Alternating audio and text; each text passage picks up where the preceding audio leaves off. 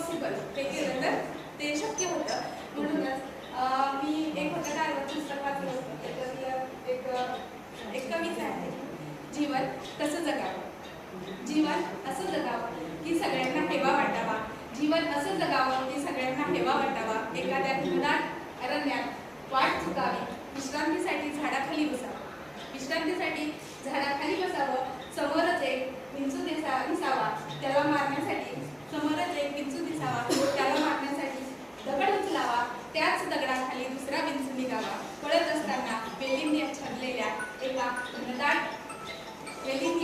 एका घनदाट जात असणारा वाघ दिसावा.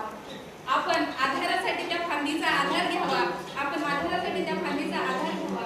तेवढ्यातच त्या फांदीवरती मधमाशाचं पोळं असावं आणि त्या मधमाशांच्या पोळ्यातील माशांनी आपला चावा घेण्यासाठी गुंजाराव करावा. त्या मधमाशांनी आपला चावा घेण्यासाठी गुंजाराव करावा. आणि अशाच अवस्थेत त्या पोळ्यातून